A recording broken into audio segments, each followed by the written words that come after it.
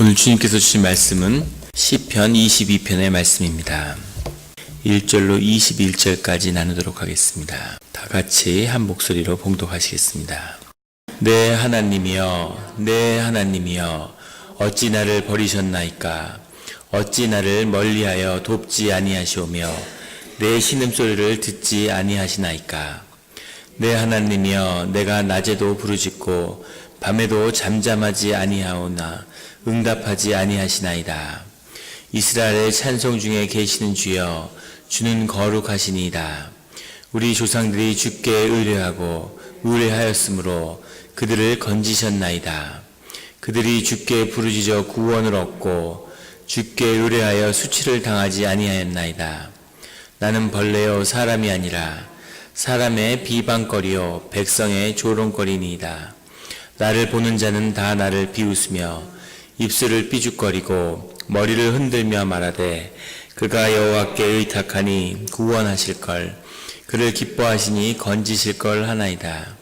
오직 주께서 나를 모태에서 나오게 하시고 내 어머니의 젖을 먹을 때 의지하게 하셨나이다.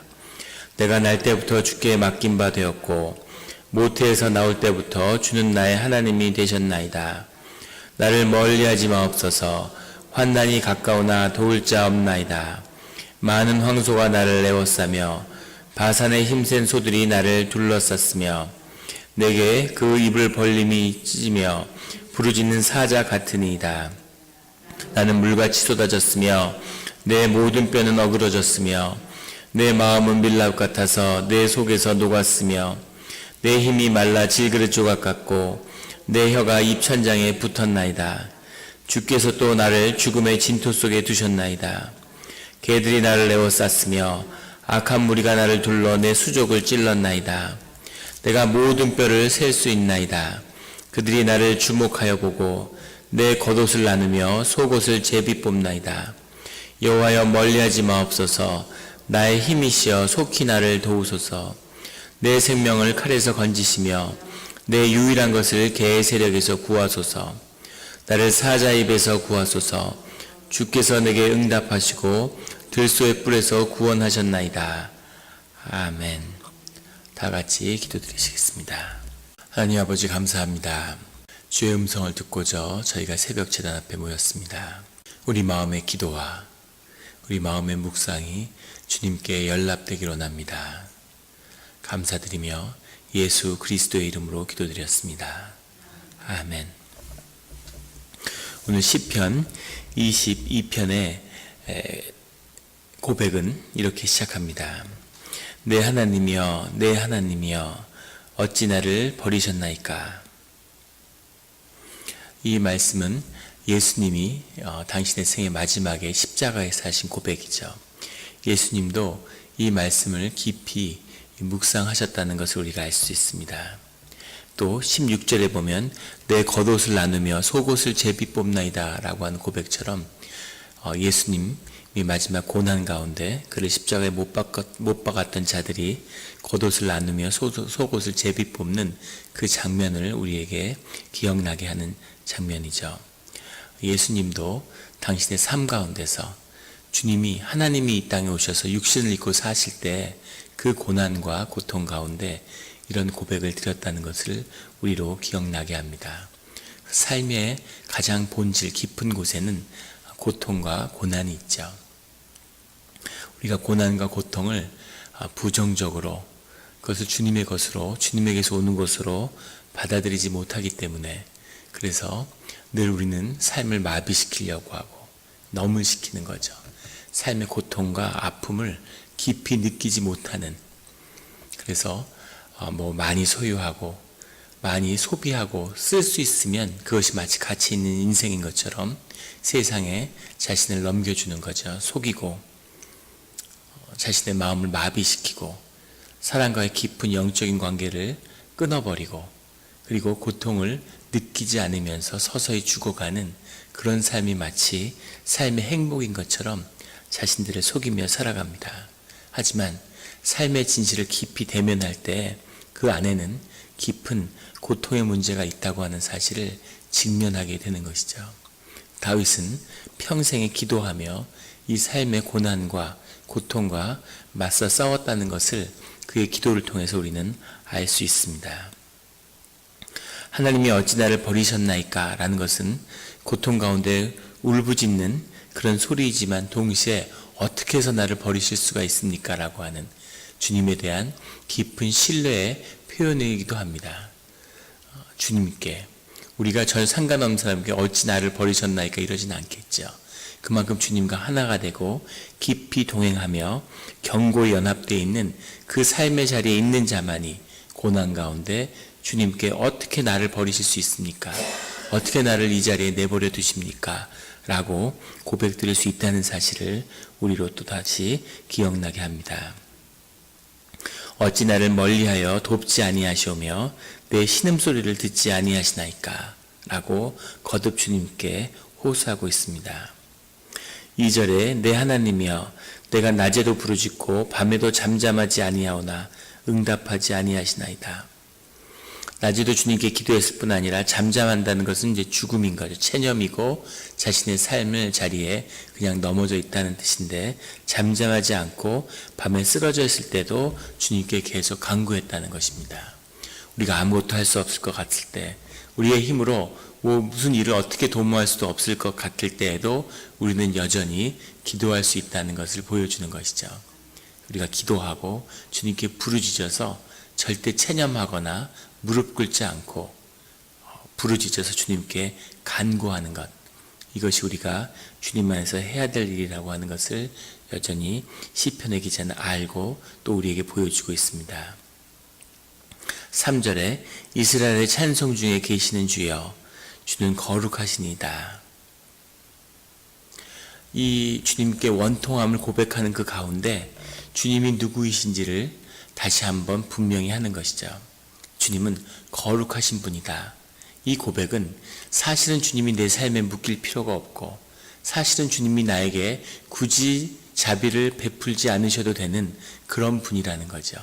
거룩하다는 것은 세상에 묶여있지 않고 세상의 모든 피조물 위에 계시는 그런 주님이라는 사실을, 그런 주님을 우리가 찬양을 통해 찬송을 통해 주님께 나아가고 있다고 하는 것을 주님께 다시 한번 고백드리는 겁니다. 이것이 사실은 진실이죠. 주님이 은혜로 우리와 함께 하시지만 주님의 본질은 거룩이죠. 거룩함입니다. 그런 주님을 다시 확인하고 주님은 이런 분이십니다 라고 기도 속에서 고백하고 있는 겁니다. 바른 관계를 위해서 주님의 자리를 인정하는 거죠. 모든 관계가 그렇죠. 맞는 자리, 바른 자리에 쓸 때 관계가 이루어지는 거죠. 그런 의미에서 기도를 통해서 주님께 나아가서 대화할 때 주님이 어떤 분이신지를 고백드리고 있습니다. 4절에는 우리 조상들이 주께 의뢰하고 의뢰하였으므로 그들을 건지셨나이다. 이 고난의 자리가 처음이 아니고 주의 자녀들이 수많은 고난의 길을 걸어왔는데 그때 우리의 믿음의 선진들은 늘 주께 의뢰하고 또 의뢰했기 때문에 오직 주님에게 간구하고 주님께 구원을 구하였기 때문에 그들을 건지셨다는 것을 제가 기억합니다 라는 고백이죠. 그래서 주님께 오늘 내가 의뢰하는데 내 모든 어려움을 주님께 아뢰는 거죠. 주님이 제 고난이 지금 이렇습니다 라고 아뢰는 겁니다. 이 고난을 아랜다고 하는 것의 의미는 내가 어떤 고통을 겪고 있는가에 대한 주님께 내 마음을 올려드리는 거죠. 이것이 아주 중요한데 오늘 시편의 구절구절이 그런 자신의 어려움을 호소하고 있는 겁니다. 어려움 자체, 상황 자체가 아니라 그건 주님이 잘 아시겠죠. 더 잘 아시겠죠. 그런데 중요한 것은 그게 아니라 그 고난이 내게 어떤 의미를 갖고 내가 그 속에서 어떤 고통을 겪고 있는지 그것을 주님께 알려드리는 거죠. 주님께 토해내는 겁니다. 이것은 아주 중요한데 그것이 건강함의 상징이죠. 우리가 고난을 당하고 내 마음속에 어려움이 있는데 그것을 내 안에 간직하고 참는 것, 그것도 의미가 있습니다. 그 의미는 어떤 의미냐면 내가 하나님께 불평하거나 입술을 죄를 짓지 않고 내 깊은 심령이 그 고난을 어떻게 받아들이는지 그것을 지켜보는 것도 아주 중요한 의미죠. 그런데 우리가 착각하면 안 되는 것은 그것을 우리 안에 품어서는 안 된다는 겁니다. 그것을 주님 앞에 토해내야 되는 거죠. 그것이 기도입니다. 남편에게도 부모에게도 자녀에게도 그 고난과 고통을 토해내서는 안 되죠. 왜냐하면 그 고난과 그 고통의 짐은 누구도 대신 지어줄 수 있는 것이 아니기 때문이죠. 우리 이민가정에서 굉장히 아픈 그런 현실 중에 하나는 이민을 와서 가정이 많은 고난을 경험하게 되죠. 한국에 살았으면 겪지 않았을 일들을 경험합니다. 그런데 문제는 그것을 부모가 다 감당하고 걸머져야 하고 자식이 보호돼야 되는데 그게 안 되는 거죠. 그래서 그것을 온 가족이 같이 걸머지는 겁니다. 그래서 부모가 걸머졌어야 할 고난을 자식의 마음밭에 쏟아놓는 거죠. 그래서 애가 부모 자리에 서 있어요. 그 부모의 고통을 자식이 걸머지는 거죠. 그래서 교회에서 성도님들이 잘 아는데 그런 고백을 들은 적이 있습니다. 여자 집사님인데 초등학교 2학년 때부터 집의 모든 서류를 다 본인이 처리하는 거죠. 다 꺼내놓고 세금부터 세금 보고도 초등학생인데 다 하고 집의 일을 다 처리하는 겁니다. 부모님이 일하고 바쁘니까 애가 감당하는 것도 있지만 영어도 더 잘하고 그러면 세상 돌아가는 것도 더 잘하는 거죠. 그렇게 잘하는 거예요. 가정의 책임을 같이 걸머지고. 그런데 그것은 사실은 아이가 걸머질 일이 아니죠. 부모가 걸머져야 할 부모의 것을 자식이 걸머졌어요. 자기가 고민하거나 걱정하지 않아도 될 부모가 자식을 걱정해야 되는데 자식이 부모를 걱정하면서 사는 거죠. 이런 것은 하나님이 보시기에 선한 것이 아닙니다. 그리고 자기의 자리가 아니죠. 그것이 큰 아픔인데 그것을 필요 없는 자리, 걸머질 수 없는 자리에 쏟아넣어서는 안 되는 거지만 그것을 내가 짊어지고 있으면 내가 죽는 겁니다. 그것이 내 안에 얼어붙어서 내 감정적인 에너지를 소비하고 겉보기에는 말이 없고 무뚝뚝하고 강인해 보이지만 사실은 자신의 삶의 대부분의 에너지를 그런 자기가 얼어붙은 감정들이 다 소비하고 있는 거죠. 삶의 기쁨도 누릴 수 없는 고통을 경험하지 않는 대신에 그래서 이 모든 아픔을 주님께 토해내고 주님 앞에서 우는 거죠. 주님한테 쏟아놓고 그럴 때 우리가 우리의 심령이 살아나는 그런 일들을 경험하게 되는 것. 이것이 영의 비밀이고 우리가 늘 주님과 함께해야 하는 비밀인 거죠. 5절에 그들이 주께 부르짖어 구원을 얻고 주께 의뢰하여 수치를 당하지 아니하였나이다. 우리의 믿음의 조상들이 주께 부르짖어서 의뢰하고 부르짖어서 구원을 얻었다는 거죠. 이 시편에 계속되는 가르침 중에 하나는 부르짖는 기도입니다. 기도가 부르짖어야 된다는 거죠. 주님께 소리내어서 똑같은 기도인데 마음에 품고 있는 것과 입 밖에 내는 건 또 다르죠. 이 소리를 내서 주님께 고백드리는 그 기도가 아주 중요하다는 겁니다. 우리 새벽재단에 부르짖는 기도가 없어요. 아마 제가 안 부르짖으니까 다 안 부르짖으시나 이런 생각이 들고 부르짖어 기도할 때가 있죠. 또 깊이 침묵의 기도를 할 때가 있습니다. 그런데 사람들 앞에서 부르짖기가 그러면 언제 낮 시간이든 장소를 정하든 아니면 바닷가에 가서 기도를 하든 부르짖어 기도하는 것이 우리 심령을 살리는 중요한 비밀이라는 것을 이 시편의 기자는 거듭 우리에게 주님을 통해 알려주고 있습니다. 6절부터 8절까지는 자신의 처지에 대한 주님께 고백하는 겁니다. 6절에 나는 벌레요 사람이 아니라 너무 심하게 눌리고 핍박을 받다 보니까 나는 사람이 아니라 벌레 같습니다. 이런 고백을 주님께 드리는 거죠. 주님께 좀 자신의 처지를 내 처지가 어떤지 아시냐고 더 심하게 얘기하는 그런 고백도 있겠죠. 하지만 진심이 담긴 그런 고백인 거죠. 7절에 나를 보는 자는 다 나를 비웃습니다. 그런데 문제는 8절에 그들이 여호와께 의탁하니 구원하실 걸 그를 기뻐하게 하시니 건지실 걸 하나이다. 이게 아픈 부분이죠. 주님을 아는 자들인데 주님을 믿지 않는 자들이 있다는 거죠.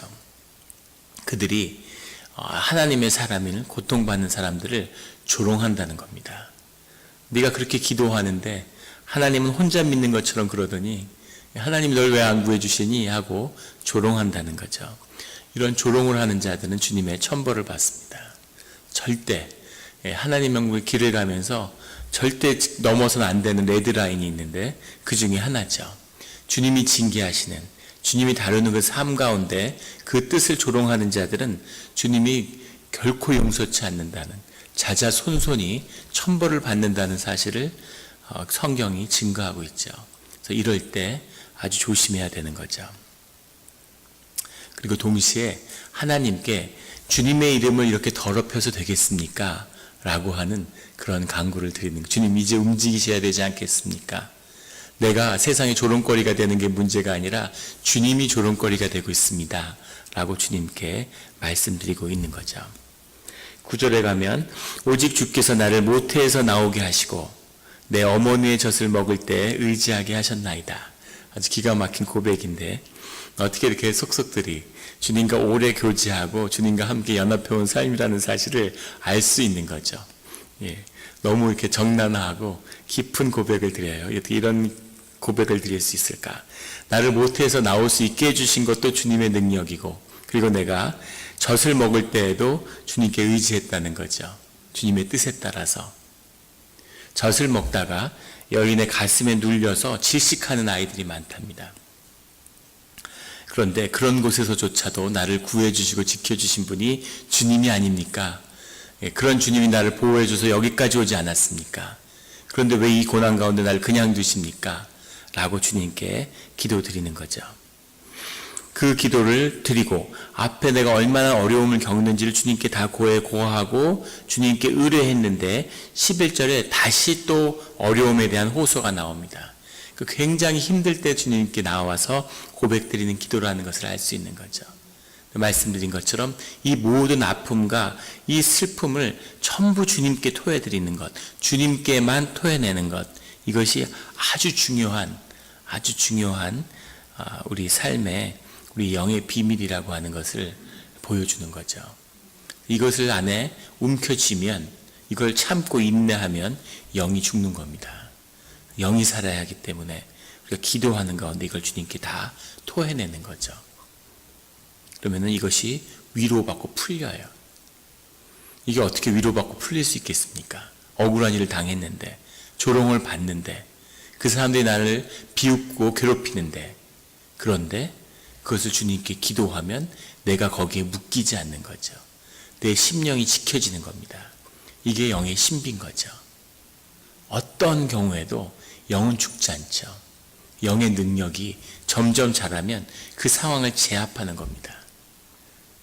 사람들의 조롱과 비웃음과 사람들이 막 왕따를 하고 이래서 막 죽을 것 같은데, 사실은 나를 죽을 것 같이 만드는 것은 내가 내 영을 학대하고 있기 때문이라는 것을 알게 되는 거죠. 그래서 내 영이 그 주공이 바뀌는 거죠. 주인이. 내 영이 내 삶의 주인이라는 것을 알게 되는 순간, 그 모든 걸 토해내고 나면, 그러면 사실은 어떤 고난도 내 영을 해칠 수 없다는 사실을 발견하게 되는 거죠. 마음 깊은 곳에 지성소를 여는 겁니다. 그곳에 가서 앉아 있는 거죠. 그러면 태풍같이 고난이 와도, 여기서 고난이 외적인 고난도 있지만 이 힘들게 하는 건 이 조롱과 같은 영적인 고난이죠. 그것이 더 힘들게 하는 건데, 근데 그것이 그냥 왔다가 이렇게 사라져가는 것, 나쁜 생각이 내 안에 들어왔다가 그냥 흘러가는 거죠. 그걸 내가 붙잡으면 내 생각이 되는 겁니다. 사람들이 그게 내 생각인 줄 알고 거기에 속아서 살죠. 그런데 나를 붙잡을 수 있는 것, 내 마음의 영을 가지고 와서 영을 흔들 수 있는 것은 주님밖에 없다는 사실을 발견하게 되는 거죠. 기도하는 자를 세상의 그 누구도 어떻게 할 수 없는 그 비밀이 여기에 있는 것이죠. 12절에 많은 황소가 나를 애워싸며 바산의 힘센 소들이 나를 둘러쌌으며, 바산의 힘센 소들이라는 건 블레셋에 있는 바산 땅에 있는 소들이죠. 가장 비옥한 들에서 풀밭에서 자라는 소들이라고 그래요. 근데 이 바산의 황소들이 얼마나 힘이 셌는지 아모스나 신명기에도 이 바산의 황소에 대한 이야기가 나오죠. 근데 이 힘, 이 들이받는 힘을 악한 힘으로, 그 기세로 이렇게 표현하고 있습니다. 13절에는 내 그 입을 벌림이 찢으며 부르짖는 사자 같은 이라. 사자도 악한 권세에 자주 비유되죠. 이런 막 공세처럼 막 물밀듯이 밀려오니까 14절에 나는 물같이 쏟아졌으며 완전히 탈진해 버렸다는 거죠. 내 모든 뼈는 어그러지고 내 마음은 밀락 같아서 내 속에서 녹았으며, 이 표현이 아주 기가 막힌, 이 밀락같이 내 마음이 그냥 다 녹아버렸다는 거, 형태가 없이 마음이 없는 사람같이 됐다는 겁니다. 16절에 개들이 나를 에워쌌으며, 이 개도 역시 악한 세력을 상징하는, 썩은 고기를 먹고 죽은 자들을 공격하는, 그래서 악한 권세를 상징하는 것이 개들로 나오죠. 더럽다는 뜻도 들어있습니다. 개들이 나를 에워쌌으며 악한 무리가 나를 둘러 내 수족을 찔렀나이다. 17절에 내가 내 모든 뼈를 셀 수 있나이다. 하도 말라서 피골이 상접해서 내가 내 뼈를 다 센다는 거죠. 완전히 상생한 표현이, 얼마나 못 먹고 굶주리고 마음이 상하고 다쳤으면 내가 뼈가 다 드러나서 뼈를 다 센다는 겁니다. 그리고 18절에 내 겉옷을 나누며 속옷을 제비 뽑나이다. 내 모든 것, 내 남긴 모든 것을 다 뺏어가려고 한다는 거죠. 19절에 그 어려움 가운데서 여호와여 멀리하지 마옵소서, 나의 힘이시여 속히 나를 도우소서. 이제 주님밖에 저한테 없습니다. 주님 나를 도와주십시오라는, 이것이 나의 목소리로 주님께 기도한다는 건 이런 거죠. 이런 데서 드리는 기도는 진실과 신령과 진정의 기도인 거죠. 정직한 기도고, 이런 기도를 주님이 들으신다는 겁니다. 내 생명을 칼에서 건지시며 내 유일한 것을 개의 세력에서 구하소서. 내 유일한 것이라는 것은 내 영혼이죠. 아무도 그 누구도 뺏어갈 수 없는 그 영혼을 개의 세력으로부터 지켜주십시오. 악의 세력부터 지켜주십시오. 이것은 모든 고난을 경험하면서 사람이 보이고 나를 핍박하는 사람들이 보이고 그 속에서 계속 기도하다가 결국 그 모든 것의 뒤에는 악한 대적의 본질 같은 게 뒤에 있구나라는 것을 이제 보게 된 겁니다. 사실은 이게 삶의 진실이죠. 사실은 사람을 미워할 것은 없다는 그 뜻이기도 합니다. 그 미워하는 사람들도 자기들이 무슨 악의를 갖고 뭘 알고 그러는 것이 아니라 악한 기운에 휩쓸리는 거죠. 사람들이 약한 자들을 짓밟으려고 하고 막 비난합니다. 같이 도와주지 못할 망정 같이 비난할 필요는 없잖아요. 근데 같이 비난하죠. 그런 데서 사람들이 자신의 의로움을 느끼고, 그리고 그 버림받은 자들과 연결되어 있지 않다고 하는 그 두려움에서 벗어나려고 하는 거죠. 그래서 늘 약하고 핍박받는 것도 억울한데 이런 고난과 어려움, 영적인 공격을 받는 거죠. 이것이 악한 세력이, 대적의 무리가 세상을 다스리는 권세의 내용입니다. 두려움이죠. 야, 약자가 되면, 연약하면 세상에서 못 살아. 그 말은 네 있는 모습 그대로는 세상에서 살지 못해. 너의 모습 자체로는 사랑받지 못해. 네 모습 있는 그대로는 찌도 안 먹어. 너에게 네가 할 수 없는 걸 더해야 돼. 뭔가 더해야 돼. 학력을 더하고 돈을 더하고 좋은 옷을 입고 좋은 차를 몰고 좋은 시계를 차고 좋은 구두를 신고 네가 아닌 것처럼 꾸며야 너는 사랑받을 수 있어.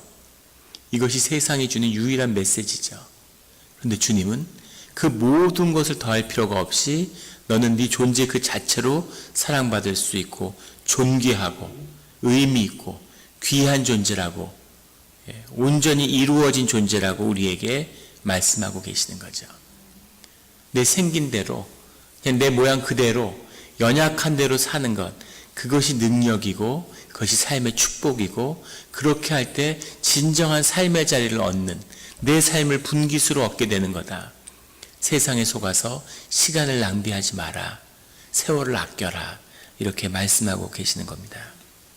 그 생명을, 그 나의 유일한 것, 그 영혼을, 심령을 개의 세력에서 구해달라고 간구하는 것이죠. 21절에 나를 사자의 입에서 구하소서. 주께서 내게 응답하시고 들소의 뿔에서 구원하셨나이다 라고 하는 고백을, 그 기도의 끝에서 주님 저를 구원하셨군요 라는 확신과 믿음을 얻게 되는 거죠. 상황은 변하지 않고 아직 기도 중에 있지만, 하지만 기도 가운데 내 심령이 주님과 연결되어서 주님의 사랑과 주님의 관심과 주님이 나와 함께 하심을 확인할 때 확 살아나는 거죠. 이제 됐구나. 주님이 아시면 끝난 겁니다. 주님, 내가 이런 일을 당했습니다. 이렇게 힘듭니다. 어떻게 이렇게 억울할 때가 있습니까? 라고 막 고백했는데 주님이 내가 네 억울한 걸 안다 이러면 끝난 거죠. 그러면 회복되고 그러면 모든 것이 풀리는 겁니다. 주님이 그걸 모르실까 봐 왜 나를 잊으셨을까? 이 일을 내가 겪고 있는데 주님이 나를 돌아보시지 않는구나. 왜 잠잠하실까? 이게 사실은 정말 나를 힘들게 하는 거죠. 주님이 알아주시고 주님이 바라보고 있고 주님이 기억하신다면 뭐가 문제겠습니까? 그 심령과 이 인생의 비밀이 풀어지는 오늘 이 새벽 기도가 되기를 예수 그리스도의 이름으로 축원합니다. 기도드리시겠습니다. 하나님 아버지, 감사합니다. 오늘 귀한 말씀 주시니 감사합니다. 우리가 삶에 많은 이유를 알 수 없는 핍박을 경험하고 또 어려운 고난을 경험하고 내가 주님의 이름으로 한번 서보겠다고 결심했을 때 세상이 마치 나를 쓰러뜨리기 위해 존재하는 것처럼 정말 우박처럼 하늘에서 천둥에 비가 쏟아지는 것처럼 삶의 고난이 밀려오는 것을 경험하게 됩니다. 하지만 그 모든 것의 중심에는 나를 붙들고 계시는 주님이 계심을 발견하게 하여 주시니 감사합니다. 주님께 기도하며 주님께 나아가며 주님께 붙들림을 받아서 우리 심령의 비밀이 풀어질 때 사실은 나를 둘러싸는 그 모든 고난이 허상에 불과하다는 것임을, 오직 내가 주님 앞에 서서 기도한다는 이 사실 외에는 그 어떤 진실도 우리의 삶의 중심이 될 수 없다는 것을 우리에게 말씀하여 주시니 감사합니다. 그 심령으로 그 심원 가운데서 신령과 진정의 기도를 드리는 그런 중보자로 세워 주시옵소서. 우리가 새벽 기도에 세상에 알지 못하는 이런 어두운 밤에 주님께 기도로 나아가지만 이곳에 주님의 비밀이 있음을, 이곳에 주님이 함께 하심을, 이곳에서 세상의 모든 비밀이 풀어졌음을 우리가 발견하게 되는 그런 능력의 기도의 장소가 되게 하여 주시옵소서. 주여 아버지, 오늘 우리가 주님께 드리는 기도를 주님이 다 들어주심으로 인해 감사드립니다. 감사드리며 예수 그리스도의 이름으로 기도드렸습니다. 아멘.